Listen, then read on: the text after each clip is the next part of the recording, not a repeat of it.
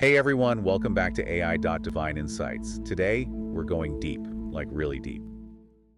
Welcome back to another deep dive. Today, we're going to be taking a deep dive into the story of Moses, Okay. specifically his origin story, All right. as recounted in the second chapter of the book of Exodus. Sounds good. We'll be reading from the New King James Version. Okay. Now, you might already be familiar with the story of baby Moses in the basket, Right. but get this. Yeah. Baby Moses is placed in a basket made of bulrushes and set adrift on the Nile. Wow. You won't believe who finds him. I'm intrigued already. So the Israelites are living in Egypt under the rule of a new pharaoh, Okay. who is not exactly thrilled about their growing numbers. I see. He feels so threatened that he issues a horrific decree. Uh-oh. All Hebrew baby boys must be killed. Oh my goodness. Can you imagine the fear and desperation of these families? It's unimaginable. In the face of this threat, Moses' mother, Jochebed, hides her son for 3 months, Wow. risking everything to protect him. Yeah. The text even describes Moses as a beautiful child.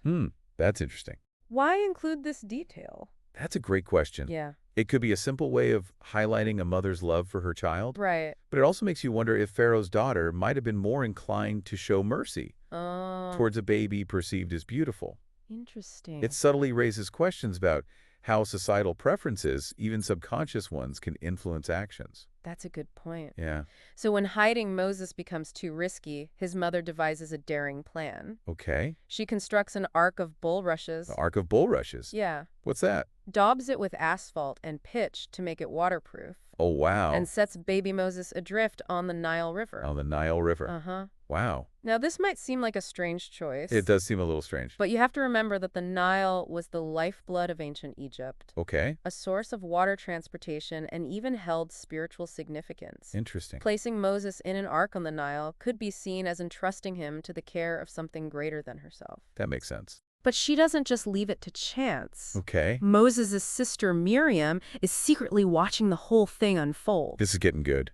Miriam's presence here is fascinating. It is. It speaks to the bond between these siblings. Yeah. She's not just curious, she's actively involved in ensuring her brother's survival. Wow. Talk about a dedicated sibling. Absolutely. And Pharaoh's own daughter comes down to the river to bathe. Oh, my. What are the chances? This is incredible. Here we have the daughter of the very man who ordered the death of Hebrew baby boys, Right? unknowingly about to rescue one from certain death. Wow, the irony. It really does feel like something out of a play. It does. So Pharaoh's daughter spots the ark among the reeds, Okay. sends her maid to retrieve it, Uh-huh. and discovers baby Moses inside. Wow. She immediately recognizes him as the Hebrew child. So what does she do? But instead of following her father's decree, she chooses to take him in as her own. Oh, wow. That's amazing. It's a pivotal turning point in the story. It is. And it raises so many questions. Yeah. Was it purely compassion that drove Pharaoh's daughter? Or was it a subtle act of rebellion against her father's tyranny? It makes you think. Those are some really thought-provoking questions. They are. But now Pharaoh's daughter is faced with a dilemma. Okay. How to raise a Hebrew baby in Pharaoh's palace. Right. This is where Miriam Ever, the quick thinker, steps in. Okay. She approaches Pharaoh's daughter and suggests finding a Hebrew woman to nurse the baby. Oh, wow. And of course, who does she recommend? Ooh. Their own mother. Are you serious? Jochebed gets reunited with her son. No way. And she's paid by Pharaoh's daughter to care for him. That's incredible. Talk about turning a dire situation to your advantage. It's amazing what quick thinking and resourcefulness can do. So now we have this incredible scenario.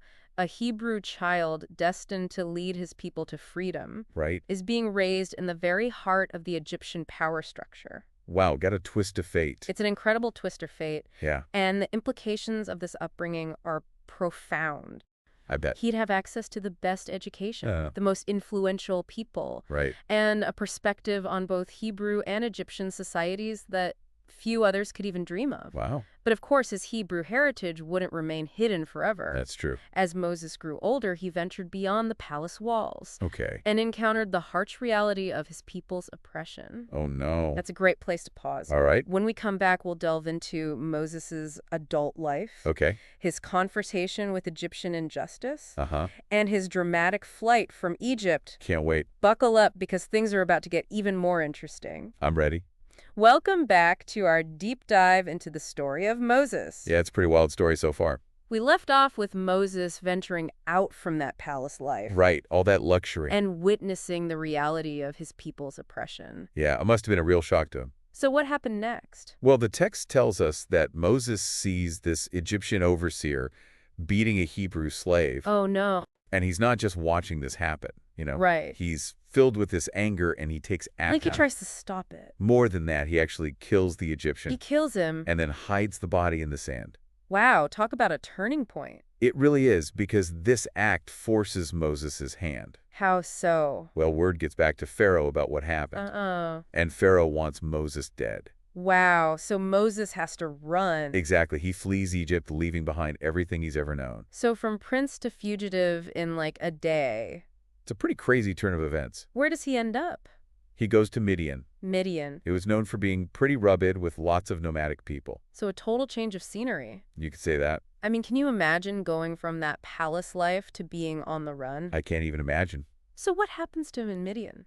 Well, as you might expect, more adventure. Of course there is. It's Moses. He comes across a well, and there are these 7 daughters of a priest trying to water their flock. Okay. But some shepherds are giving them a hard time. Really? Won't let them get to the water. So they're like bullies. Pretty much. What does Moses do? Well, what would a hero do? Stand up to the bullies. You got it. Moses drives those shepherds away. Good for him. Then he even goes a step further and waters the flock for them. That's so kind. Right? The priest rules sees all this and he's impressed. I bet. So he invites Moses to stay with him. Wow, so he finds some refuge after all that. He does, and eventually he even marries one of Rule's daughters, Zipporah. And they lived happily ever after. Well, not quite, but they do have a son named Gershom. Gershom. Means stranger or sojourner, which seems pretty fitting. Yeah, definitely for a Moses' situation. Right. Even though he has this new family, there's still a part of him that misses his homeland. Like he's meant for something more. Exactly. And while he's in Midian, things are getting worse for the Israelites in Egypt. Oh no, what's happening? They're suffering more than ever, and their cries for help reach God. So even though Moses is far away, God still hears his people. And remembers the covenant made with Abraham, Isaac, and Jacob. It seems like everything that's happened to Moses is leading up to something big. You could say that? This is another one of those cliffhangers. I know, right? When we come back, we'll find out how God intervenes and calls Moses back to Egypt. Welcome back to our deep dive on Moses. It's been quite a journey so far. We left off with the Israelites suffering and God hearing their cries for help. Right, a desperate situation. So what happens? How does God intervene? Well, Moses is out tending his flock near Mount Horeb. Mount Horeb? Yeah, you might know it as Mount Sinai. Oh, okay. And he encounters something pretty amazing. What's that? A burning bush that's not consumed by the flames. Wait, a burning bush that isn't burning up? That's right. How is that even possible? It's a miracle, a sign from God. I guess you can't miss that. Definitely gets your attention. So what happens? Does God, speak from the bush? He does. God calls out to Moses from the bush. Wow, what does he say? Well, first, God reveals his name to Moses, Yahweh. Yahweh? And then he tells Moses that he needs to go back to Egypt and lead the Israelites out of slavery. Oh, wow, that's a big ask. It is a huge responsibility. I bet Moses wasn't too keen on that idea. You're right. He was hesitant at first. I mean, wouldn't you be? He's a fugitive living a quiet life. Yeah, it's understandable. So what changed his mind? God reassured him and promised to be with him every step of the way. That must have given him some comfort. It did. It gave him the strength to accept this challenging task. So Moses heads back to Egypt with God's power behind him. Exactly, and a message of freedom for his people. I imagine Pharaoh wasn't happy to see him. Not at all. He refused to let the Israelites go. So then what happened? God sent a series of plagues upon Egypt. Plagues? Like what kind of plagues? Things like turning the Nile River into blood, That's terrifying. and swarms of locusts covering the land. Oh, wow, it sounds awful. It was meant to show Pharaoh the power of God. Did it work? Eventually, after the 10th plague, which was the death of the firstborn Pharaoh, finally let the Israelites go. Wow, so they were finally free. Yes, they began their exodus from Egypt. And all of this started with a baby in a basket. It's amazing how it all came together. So we've seen how fate, family loyalty, and divine intervention all played a role in shaping Moses. It's a truly inspiring story. It really is. It shows us that even from humble beginnings, extraordinary things can happen. And that even in the face of great adversity, hope and freedom are possible. Thanks for joining us for this deep dive into the story of Moses. It was my pleasure. Also, please like and subscribe to AI.DivineInsights for daily podcast episodes. See you next time.